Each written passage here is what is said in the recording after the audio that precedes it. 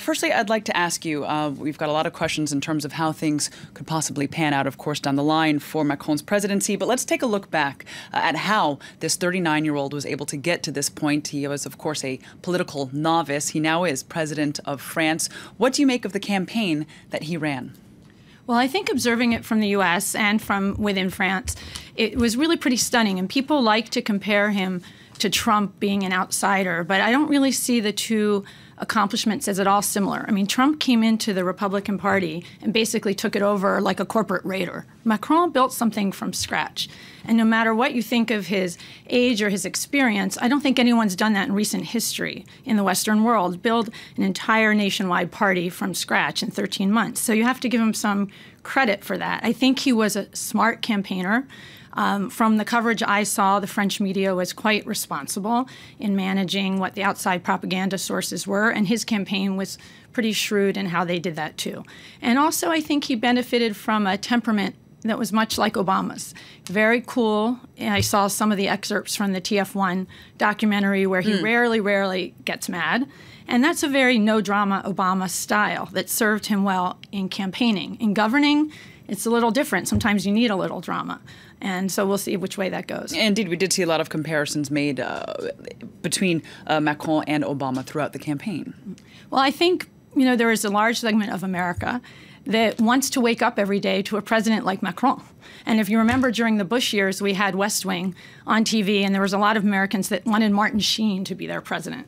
And I think there's a sense now that the U.S. has created this vacuum that we're not expressing any moral leadership in the world. And what Macron expresses about hope, about unity, is a message that I think can earn him a place on the world stage. Well, let's talk a bit more. Well, he certainly does have that place now on the world stage as the leader of France. Let's take a look then at what he's trying to accomplish right now. This is in the moments after he's now taken control of the country. In June, we've got key elections that will really help decide whether or not, indeed, reforms will be pushed through, or perhaps France will continue in a bit of a stalemate, if you will, moving forward.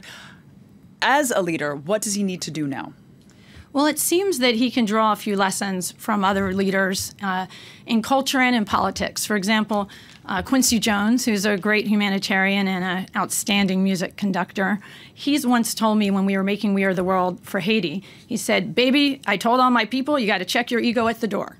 When you are bringing people together for a great collaboration, which Macron has to do now and has done during the campaign, there's no room for everyone's individual stake. Everyone has to work together, and it is like conducting an orchestra. And it's going to be hard with the parliamentary elections coming up and with all the pressures around. And I hope the French people give him some time to work that out and are not so impatient. And I think other leaders, Nelson Mandela, when he was in prison, he actually trained many of his inmates with him. They took classes, they got law degrees, they were ready to ascend.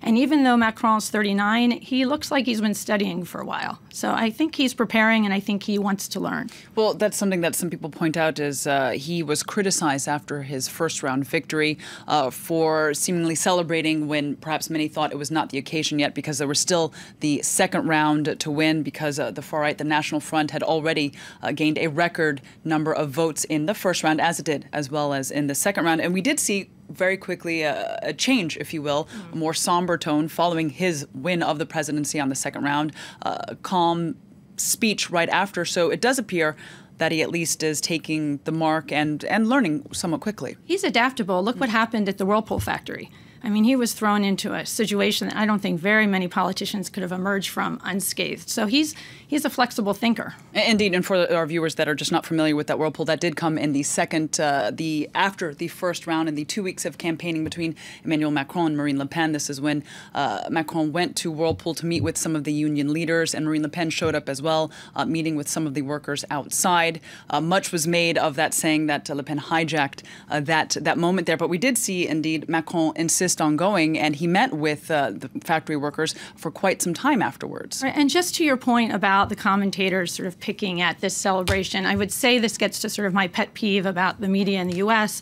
With no disrespect to my many friends and colleagues in the media, I think there was a lot of real malpractice committed during our campaign. I mean, there were TV networks showing Trump rallies end to end because they could make millions of dollars off the ratings, and they didn't have to do anything. And a lot of what his authoritarian statements were covered without context. So in a way, we treated it like a sports event, which we've been doing since the first Iraq War and the financial crisis. We've made everything into sports. And I think the French media has, through a combination of regulation and also self-policing and responsibility, refrained from that sort of cheerleading what's next, moment-to-moment reality TV drama that we have.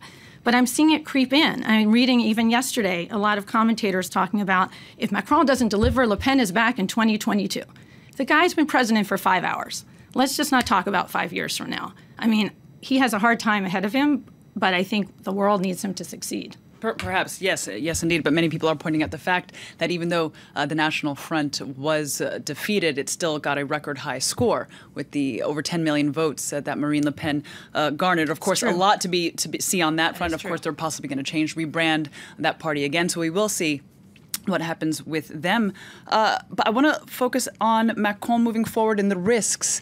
There are many. There are. But if you had to focus on just a few, what do you think that he needs to look out for? Well, I think he has to be careful not to lie. He was very good about that in the campaign, and he didn't promise jobs he couldn't make come back. So I think he has to stick with that.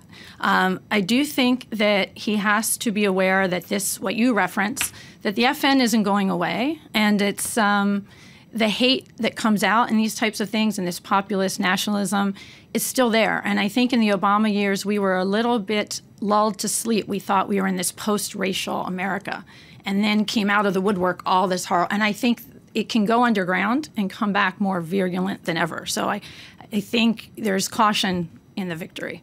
And now a lot of parallels were drawn in the run-up to the French elections with the U.S. election of Donald Trump. Do the similarities end there?